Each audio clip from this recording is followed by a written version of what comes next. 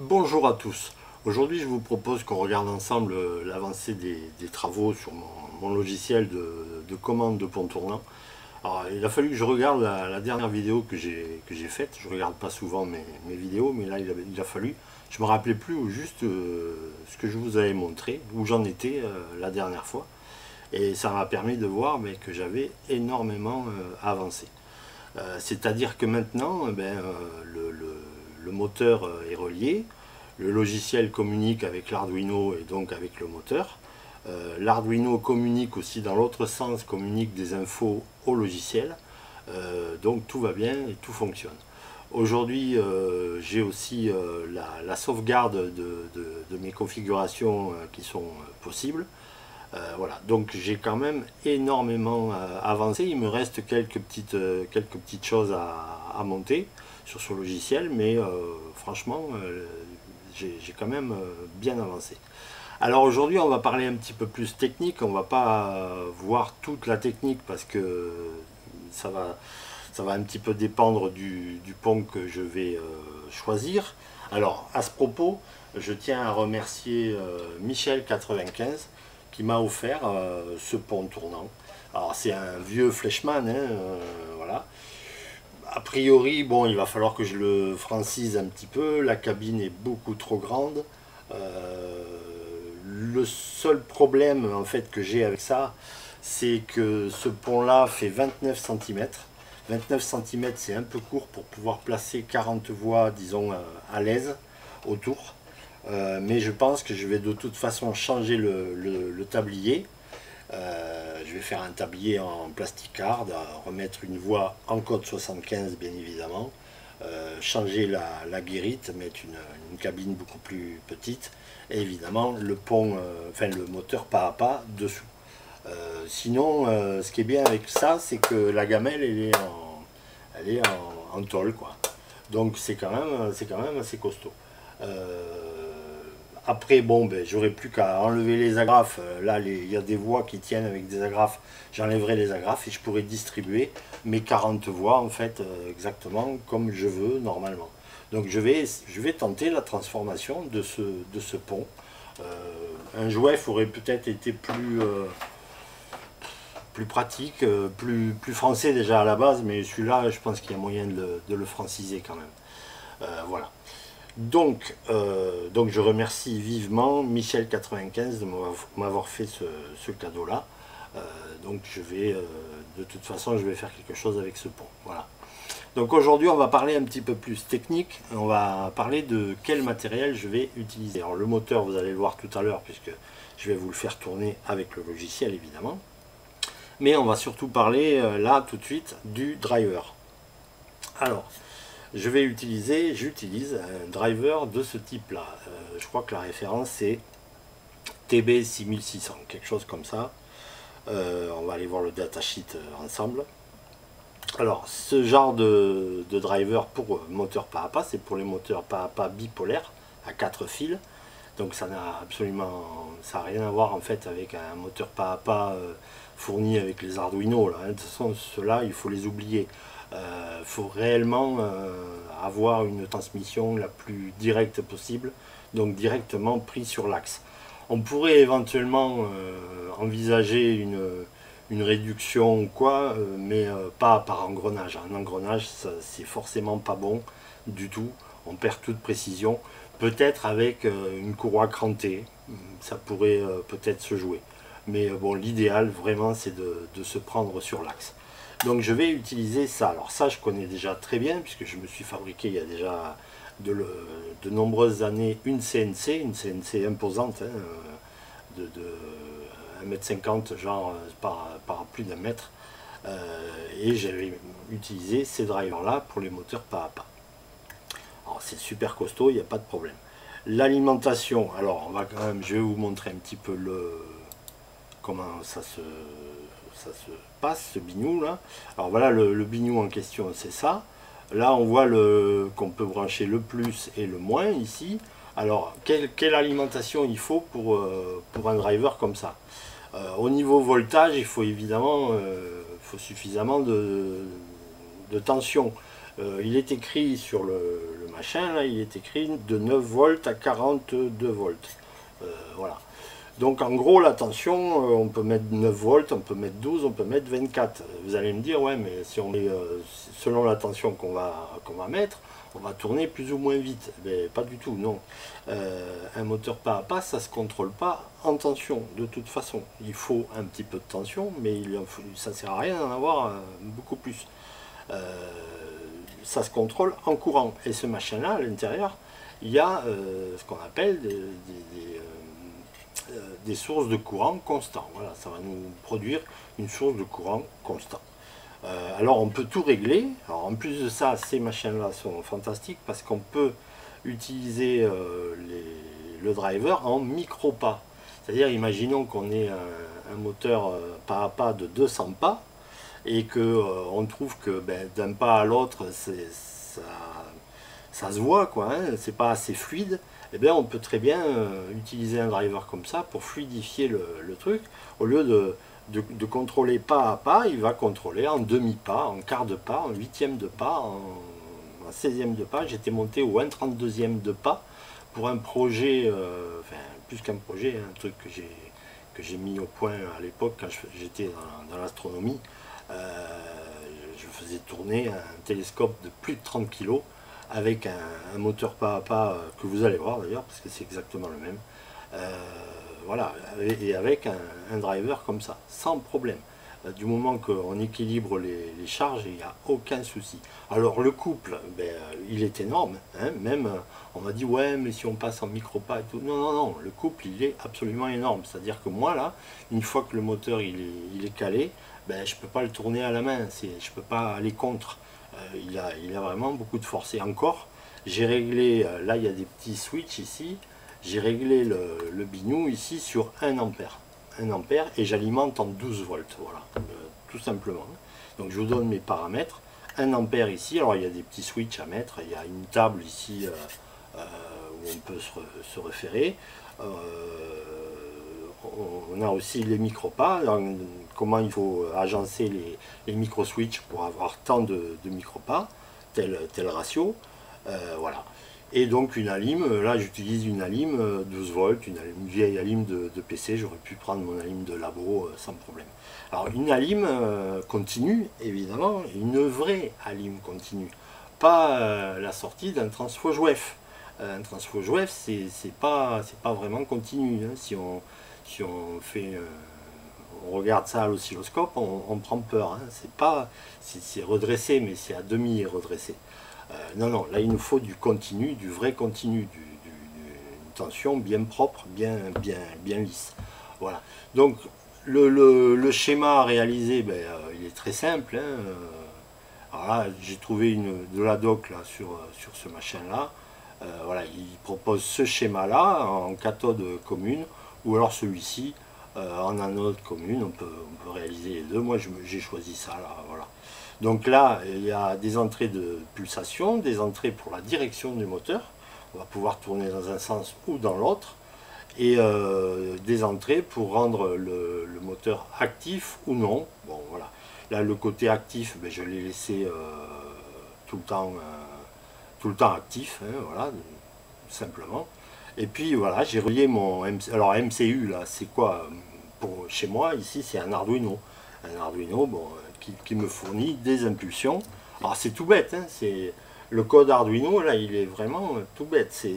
C'est le code du clignotant, légèrement, enfin, ouais, un petit peu trafiqué quand même, mais c'est jamais qu'un clignotant, ça envoie des impulsions à intervalles réguliers, plus ou moins réguliers, parce que vous allez voir que j'ai fait en sorte que mon moteur, quand il y a suffisamment de trajets à faire, j'ai fait en sorte que mon moteur accélère.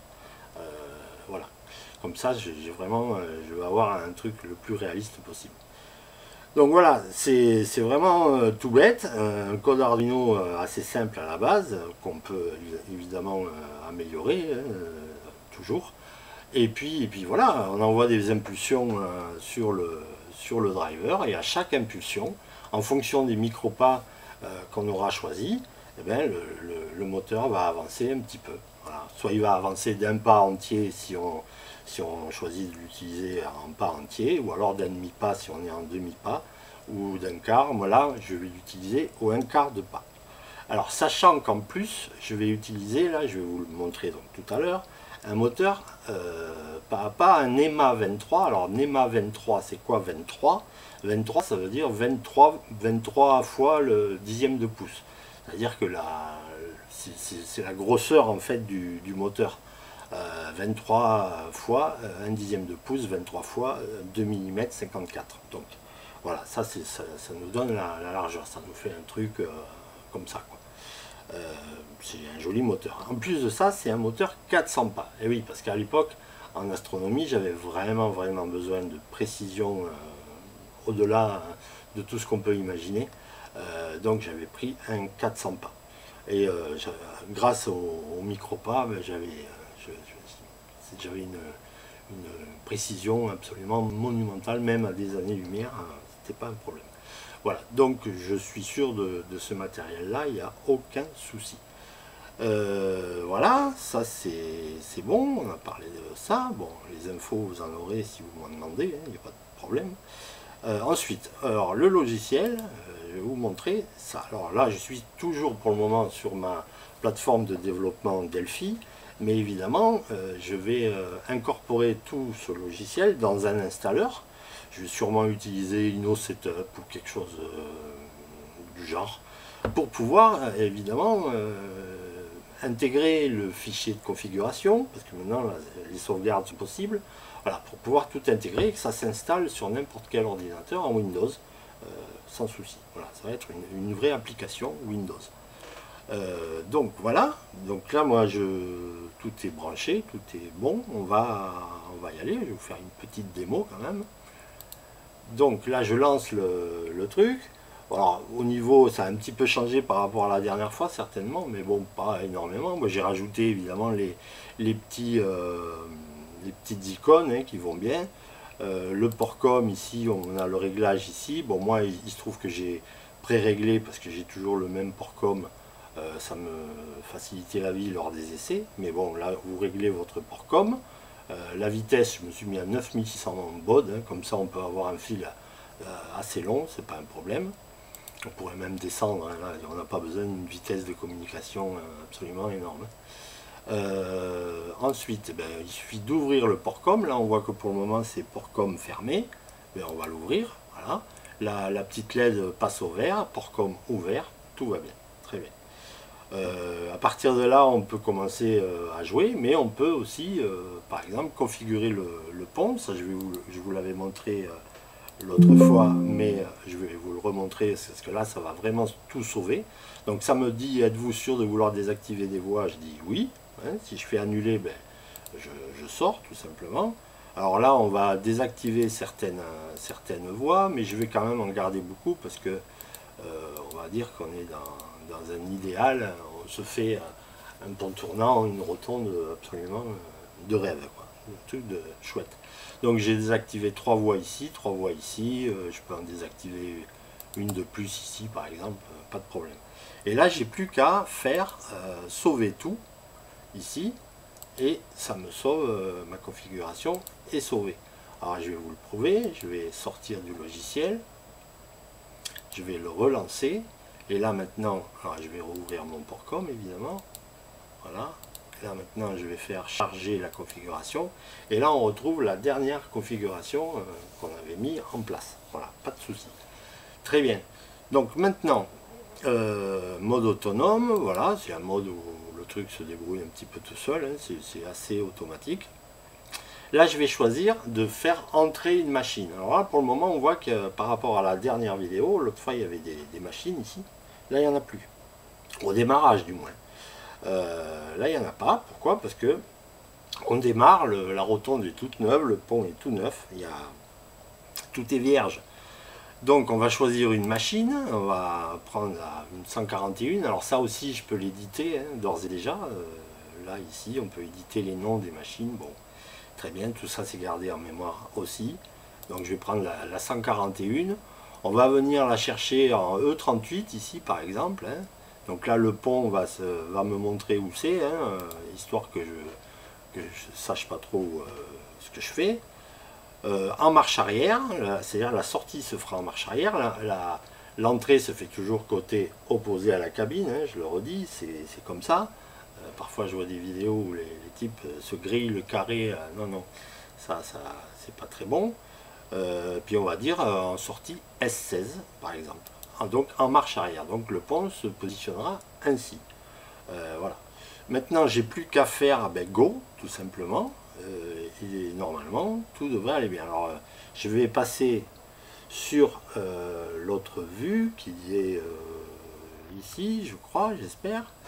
Voilà. Donc voilà le fameux moteur NEMA 23. Alors là, vous voyez, je suis à 1 ampère et vraiment il est même pas tiède, hein, il n'y a aucun problème. Et là vraiment on a déjà un couple, pas possible. Là je peux pas le tourner, hein, tout simplement. Alors j'ai fait un petit repère rouge. J'espère que vous le verrez tourner, j'espère. Voilà, on va y aller, on va dire go. Donc là, ici, il y a le driver. J'espère que vous le voyez, là, tout ça. Ici, le driver.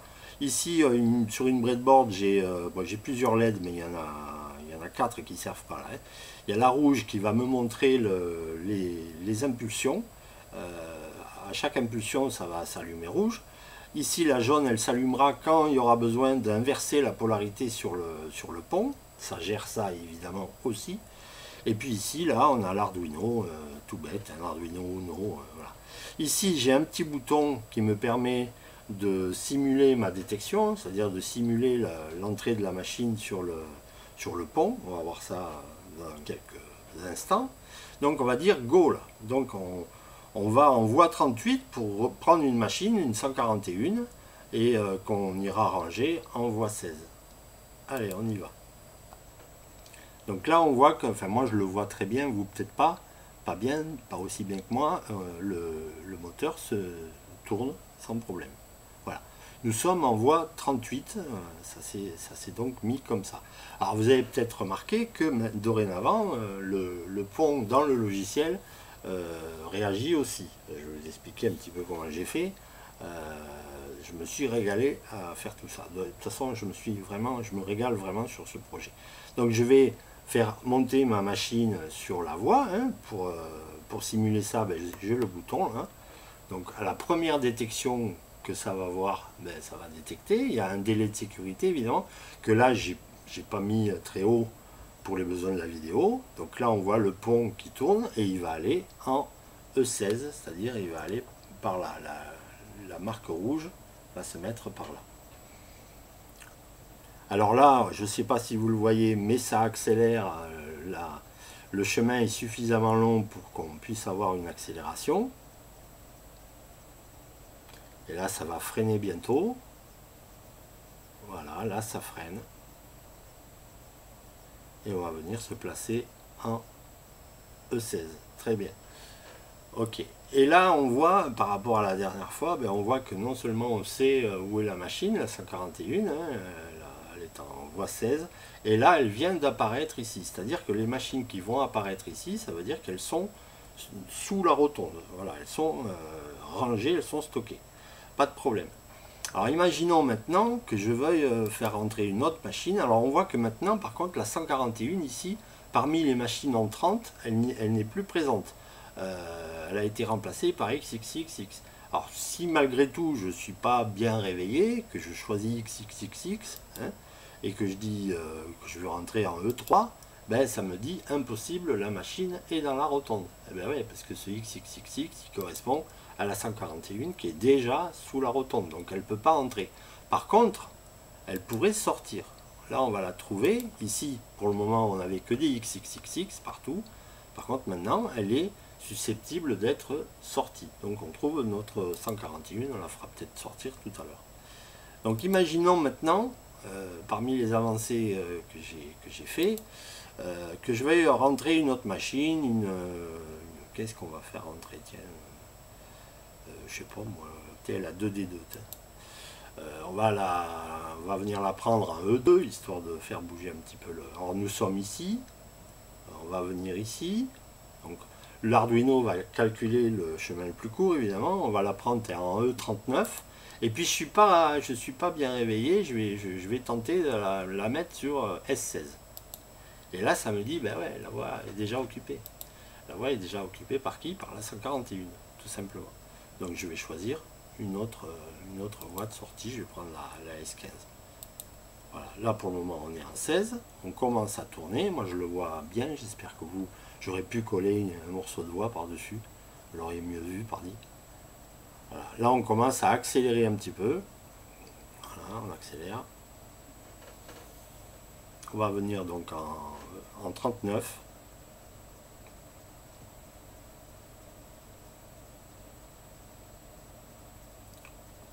On va bientôt freiner, voilà, on freine, on commence.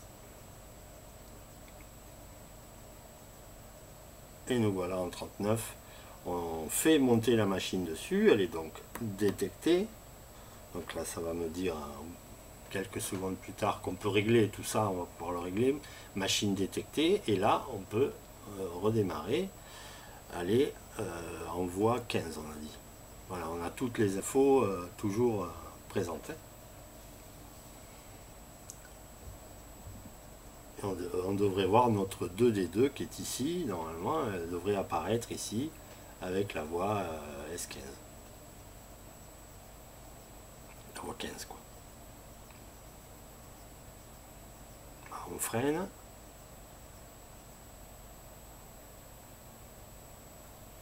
Et voilà notre 2D2 qui est en voie 15 sans problème. Voilà.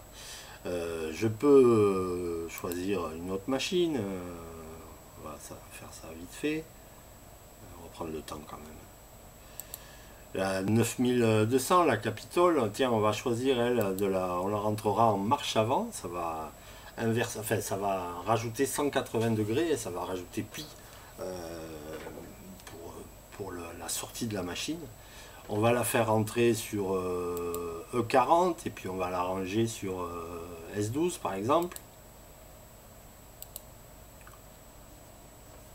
Voilà, on voit le moteur, vous voyez, ça ne fait aucun bruit, hein, c'est très souple. Là c'est vraiment hyper fluide, il n'y a aucun souci. Hein, c'est vraiment... Alors de toute façon les plus chouettes ponts tournants dans le commerce, bon ça coûte une blinde, hein, ça coûte un super pont tournant dans le commerce, ça coûte 1500 € quand même, hein, avec ce genre de système. Et certainement, en toute modestie, à mon avis, avec une commande qui est largement en dessous de ce que je suis en train de pondre. Après tout, je peux le dire puisque je le pense. Donc là, on va détecter la machine. Ça va repartir pour la voie 12. Donc là, on tourne comme ça. Donc le calcul du sens de rotation, c'est vraiment... oui, là, ça part plutôt dans l'autre sens puisqu'on a choisi une sortie en marche avant. Voilà. Donc là, on y est déjà en fait en marche avant. Voilà. Donc là, on a notre machine qui doit être rangée sur la voie 12. Sauf que là, ici, on ne la voit pas. Elle est tout simplement sur la page numéro 2, ici. Voilà. Peut-être que je mettrai au point, en fonction de la machine qui arrive, que ça se mettra automatiquement sur la dernière machine qui arrive dans la rotonde. Bon, je verrai tout ça. C'est des petits détails. Ou alors je laisserai ça au choix de l'utilisateur. Je verrai. Ça fait rajouter des petits trucs en plus. Bon, je suis un nombre de lignes assez impressionnant déjà. Mais bon. Alors j'ai codé tout ça donc en Pascal sur Delphi. Alors Delphi, il y a un mois, j'avais jamais utilisé Delphi. Bon, j'avais utilisé d'autres trucs évidemment. Hein. J'ai quand même des bases en C, en Quick Basic, en Visual Basic, en pas mal de trucs. Mais il se trouve que le Pascal et Delphi, je connaissais pas. Et je trouve que c'est super agréable à utiliser. C'est très puissant. Vraiment, c'est vraiment tip top. Donc je remercie Gilly une fois de plus de m'avoir initié sur ce truc là. Alors je suis pas sûr d'avoir toujours codé au plus court, au mieux et tout. Ah, le téléphone. Excusez-moi, c'était donc le téléphone. Voilà. Superbe invention. Voilà. Que parfois j'oublie d'arrêter. Donc, alors, qu'est-ce que je voulais vous montrer? Ah oui, je voulais vous montrer quand même qu'on peut évidemment maintenant sortir les machines. Alors, c'est-à-dire que là, on a fait rentrer 3 machines. Et ces 3 machines, elles sont présentes parmi les machines qui peuvent sortir. Donc, imaginons maintenant que je veuille sortir la 2D2, je la choisis ici. Je vois ici qu'elle est en voie 15. Alors ça, on va en reparler. Donc je clique sur 15 et puis je clique par exemple sur la sortie S39, on va sortir en marche avant, on va pas faire beaucoup de voyages du coup là, je pense. Voilà. Donc là je lance le truc. Ouais, ce que je voulais vous dire, c'est par exemple ici j'ai eu l'idée, puisque c'est une machine qu'on sort, le logiciel sait déjà où est cette machine en fait. Et donc on pourrait se passer de rentrer la voie d'entrée. Il pourrait savoir directement que la 2D2 est en voie 15, donc il irait forcément en voie 15. Bon, je verrai si j'implante ça ou pas, mais en tout cas j'ai l'info dans le logiciel, puisque là on voit bien qu'elle est en 15. Donc voilà, je verrai si je le fais ou pas. Donc là, on envoie la détection. Donc là, sur le pont tournant, je vais monter un détecteur à consommation de courant, hein, ce que je fabrique moi. Hors de question de mettre un machin du commerce, surtout que les machins du commerce, on n'a pas vraiment accès à l'info de détection. Ça fait rétro et détection en même temps. Donc ça va pas, moi pour ce que je veux faire moi, ça va pas du tout. Alors là, je sais pas si vous avez vu, il y a la LED jaune là on va le refaire. On va refaire une entrée en marche avant. La LED jaune qui s'est allumée. Alors la LED jaune, elle symbolise tout simplement un relais. Quand elle s'allume, la polarité s'inverse sur le pont tournant, tout simplement. Alors, on va faire rentrer une autre machine, une dernière. J'ai plein de trucs à vous dire, hein, mais c'est pas évident de tout dire. Voilà, en une seule vidéo. Donc on va prendre la E2 ici, donc là on va faire un sacré tour par contre. On va venir par exemple en S18 avec une BB 66000, pas de problème. Voilà, on lance le truc. Donc là on a un joli chemin à faire, on va accélérer. Alors je pense pas que ça se voit beaucoup à la vidéo, d'ailleurs même peut-être je tourne même un peu vite en fait, hein. Tout ça évidemment je peux le régler et ce sera peut-être même réglable par l'utilisateur. Ça c'est vraiment pas un problème. Je compte faire un PCB, un Shield pour pouvoir intégrer le microcontrôleur, peut-être même carrément une carte avec le microcontrôleur directement sans passer par l'Arduino. On verra. Il faut que j'implante quand même l'USB. Bon, je sais pas. Alors on m'a demandé, il y a quelqu'un qui était très intéressé apparemment, mais qui m'a dit ouais, moi j'attends comment vous allez faire pour communiquer avec le, voilà, là, par exemple la LED jaune s'est allumée, donc là il y a eu une inversion de polarité sur le pont. Comment vous allez faire pour communiquer avec le moteur et tout. Ben ça franchement ça a été voilà, la machine est rentrée, ça a été la partie mais la plus facile. Il suffit d'implanter, il suffit d'ouvrir dans l'Arduino, il suffit d'ouvrir le port COM, hein, un serial. Pareil dans le logiciel, ou à la même vitesse et tout, et puis ça y est, c'est bon. Je vais vous montrer vite fait le code, une partie du moins. Voilà, par exemple, sur les détections, là, le code Arduino, là j'ai créé une fonction, envoie detect, hein, qui porte bien son nom. C'est-à-dire que tant que l'entrée qui reçoit l'information de détection, tant que cette entrée est à l'état haut, input pull-up à l'état haut, ben, on reste là, on tourne ici. Et puis quand on reçoit une impulsion sur cette entrée-là, on sort, il y a un délai de 6 secondes que je pourrais donc régler, et puis là, par exemple, on envoie le caractère D. Ça envoie sur le port série, ça envoie le caractère D. Et le logiciel, lui, il reçoit ça, caractère D, pour lui, ça veut dire que la machine est détectée et qu'il peut continuer la manœuvre, tout simplement. Après, Alors le calcul de rotation pour aller au chemin le plus court, ben, c'est juste quelques formules. Hein, alors j'ai ça ailleurs, plus clair peut-être. Voilà, par exemple, ici, si 0 est inférieur à la valeur qu'on demande moins la dernière position, par exemple, la valeur qu'on demande c'est 320, là je parle en pas, hein, du coup il y a 1600 pas là, hein, pour un tour complet. Donc on demande 320, aller à 320 et on est pour le moment à 0. Donc 320 moins 0, c'est bien effectivement 0 est inférieur pardon, à 320. Et 320 est également inférieur à 800, à pi, à 180 degrés quoi. Donc forcément on tourne dans le sens horaire.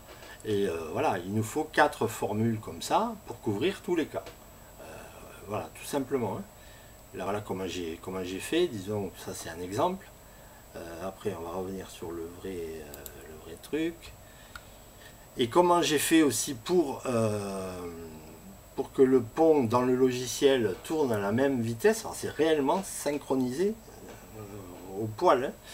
Hein. Tout simplement, quand toutes les 40 impulsions, parce qu'il faut 40 impulsions pour aller d'une voie à l'autre, en fait, toutes les 40 impulsions, j'envoie un caractère, j'envoie plus.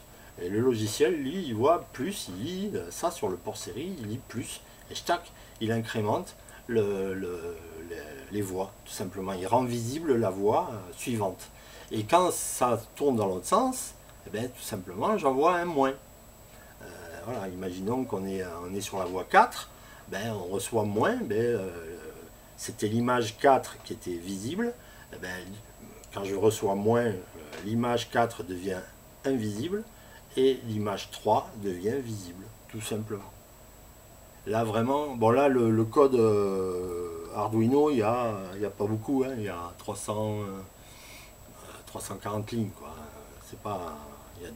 J'ai monté 2 fonctions, donc une fonction pour les détections, alors je remonte,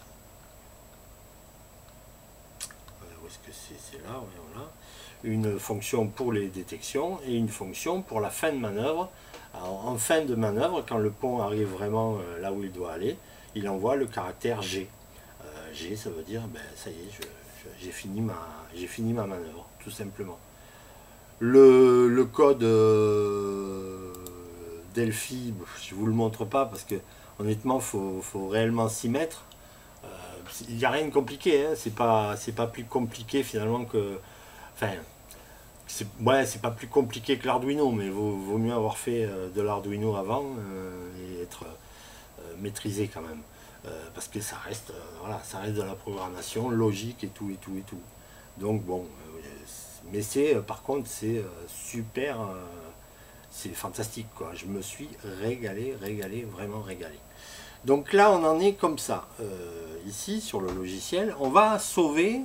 Je vais faire sauver tout là, ici. Donc on se rappelle, faut que je vous montre. Donc là on avait la BB 9200 ici en page 2. Et là on a 2 machines aussi comme ça. Et on a cette configuration. Donc je vais faire sauver tout. Donc configuration sauvegardée. Je vais sortir du logiciel.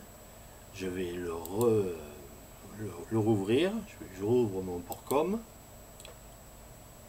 Voilà. Ici, ouais, c'est ça. Alors je tourne la tête là parce qu'il y a une caméra pile dans l'angle là et j'y vois rien. Donc c'est un peu compliqué. Donc charger la configuration. Voilà, je charge ma configuration, la dernière. Et là on retrouve effectivement les voies que j'avais désactivées, on les retrouve. Et on retrouve les machines qui sont sous la rotonde. Voilà, on retrouve nos 3 machines. Et si on les voit ici, ça veut dire qu'elles sont sortantes. Elles sont susceptibles de sortir.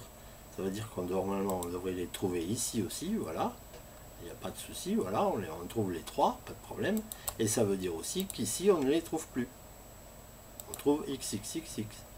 Voilà. Est-ce que je vous ai fait la démo de la voie déjà occupée? Je sais plus. Allez, on va s'en faire un dernier tour.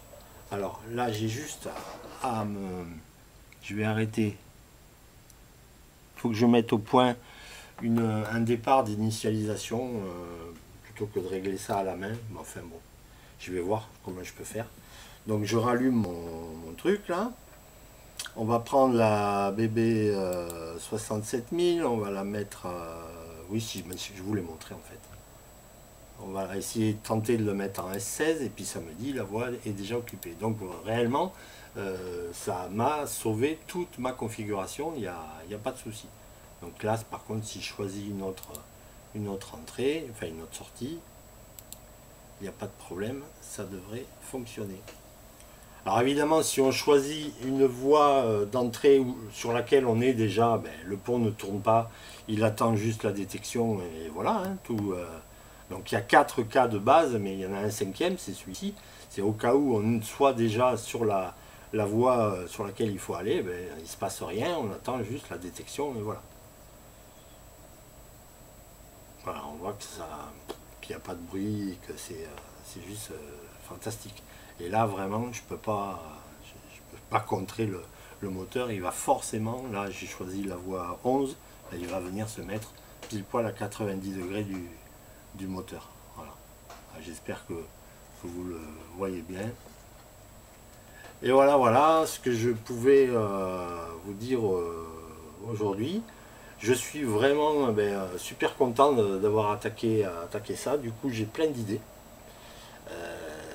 Ouais, j'ai vraiment beaucoup d'idées. On pourrait monter des trucs super utiles pour le modélisme comme ça. On va voir, je ne sais pas. Alors là, en ce moment, j'ai encore d'autres trucs à mettre en place.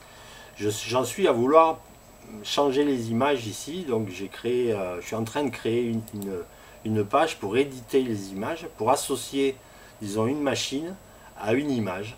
Voilà, donc il faut encore que je rentre un petit peu dans le cœur du code, mais j'ai bon espoir, je pense, j'espère y arriver, quoi. Je ne l'ai pas prévu d'emblée, j'aurais dû, mais je pense que je vais quand même y arriver. Donc voilà, j'ai trouvé des images libres de droit de pas mal de machines. Après, ce qui serait bien, c'est d'avoir toute une banque de machines possibles. On verra.